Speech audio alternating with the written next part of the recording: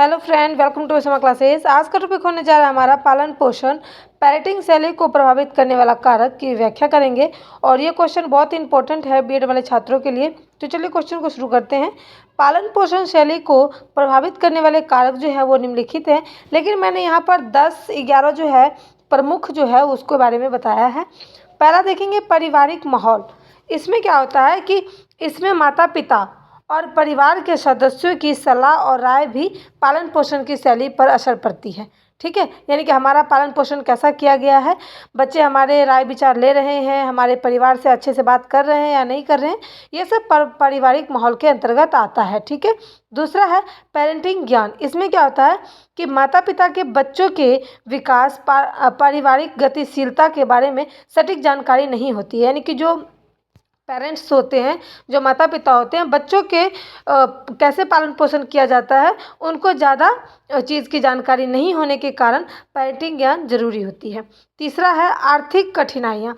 आर्थिक कठिनाइयाँ का अनुभव जो है वो करने वाले माता पिता जैसे कि निराश, उदास और दुखी हो सकते हैं, जिससे पालन पोषण पर असर पड़ सकता है। यानी कि आर्थिक कठिनाई, पैसे रुपए की कठिनाई हो गई तो उससे माता पिता निराश होते हैं, उदास होते हैं, खुशी माहौल पर भी दुख हो जाते हैं कि हमारे पास पैसे नहीं हैं, हम कहाँ से कोई सपना पूरा करेंगे। तो ये सारी चीज़ें जो हैं वो आर्थिक कठिनाइयाँ आती है और ये भी पालन पोषण शैली को प्रभावित करने का एक कारक बन जाता है। 4 नंबर देखेंगे व्यक्तिगत विशेषताएं। व्यक्तिगत विशेषताएं क्या होती है कि व्यक्ति की विशेषताएं, हमारे जितने भी समाज में व्यक्ति रहते हैं, जितने भी लोग रहते हैं, उनकी अपनी अपनी एक विशेषताएं होती है, लक्षण होता है, उनका एक व्यवहार, किसी से कैसे बातचीत करते हैं उसका एक तरीका होता है, स्वभाव भी पालन पोषण के कारक बन जाते हैं। यानी कि कौन सा व्यक्ति कैसा है, कौन सा व्यक्ति कौन से विशेष लक्षण हैं उसके पास, तो वो सब भी एक पालन पोषण के कारक हैं जो कि प्रभावित करता है। और 5वां है मनोवैज्ञानिक कारक। इसमें क्या होता है कि माता पिता और बच्चे की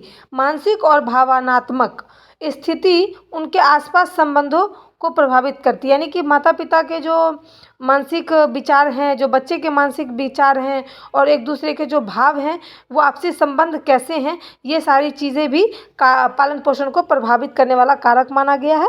और 6 नंबर है सामाजिक सांस्कृतिक विशेषताएं। इसमें क्या होता है सामाजिक सांस्कृतिक, जैसे कि हमारा मंदिर हो गया, हमारे धर्म हो गए, राजनीति, फिर पड़ोस, स्कूल और कई सारी ऐसी चीज़ें हैं जो हमारी संस्कृति है, हमारी समाज है। जैसे कि आप मान लो कि मंदिर हो गए, मस्जिद हो गए, तो ये सारी चीज़ हमारी संस्कृति है। और जैसे एक समूह में जो काम होता है, जो पर्व त्योहार पूरे लोग मनाते हैं, उसे हम सामाजिक धर्म के नाम से भी जान सकते हैं। उसके बाद आता है देखभाल करने वाले कारक। तो जो लोग अपने शिक्षक पेशे में कुछ समय से है, यानी कि और आश्रितों को यानी कि छात्रों को देखभाल करने का अनुभव रखते हैं और छात्रों को उनसे क्या चाहिए, अगर ये शिक्षक को पता चल जाए तो उसे ही हम देखभाल करने वाला कारक भी मान सकते हैं।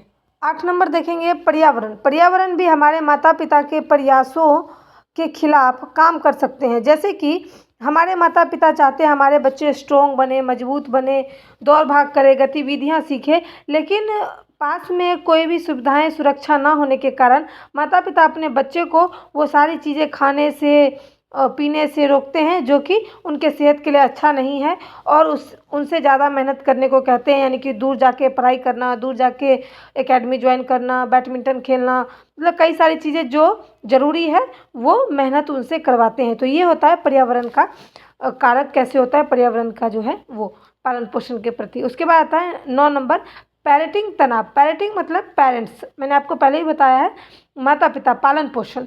माता पिता तनावग्रस्त होने के कारण, कोई भी समस्या के तनावग्रस्त के कारण छोटे मोटे गलतियों पर बच्चे के साथ दुर्व्यवहार करते हैं। यानी कि ज़्यादा कठिन मार पीट कर देते हैं, ज़्यादा डांट देते हैं, ज़्यादा कठिन सज़ा दे देते हैं, जिसके कारण बच्चा जो है दुखी हो जाता है और उन्हें ऐसा लगता है कि हमारे माता पिता हमसे प्यार नहीं करते हैं, उन छोटी सी गलतियों पर हमें डांट दिए। तो उनकी मनोस्थिति भी बच्चे को समझना चाहिए। 10 नंबर है माता पिता के बचपन से अनुभव के कारण ही पालन पोषण की शैली पर असर पड़ता है। यानी कि अगर माता पिता की परवरिश अच्छी हुई होगी, माता पिता के माँ बाप जो हैं उन्होंने जैसे अपने बच्चे को पाला होगा वैसे ही वो बच्चा अपने बच्चे को पालेगा, जो कि ये भी एक पालन पोषण शैली को प्रभावित करने वाला कारक है। अगर हमारे माता पिता के साथ अच्छे व्यवहार, अच्छे पालन पोषण की गई होगी, तो वो हमारा भी अच्छा पालन पोषण करेंगे। लेकिन उनके पास ऐसा पालन पोषण नहीं होगी, उनके पास जानकारी नहीं होगी, तो वो अपने बच्चे को भी सेम उसी तरीके से पालेंगे जैसा उनके साथ हुआ है।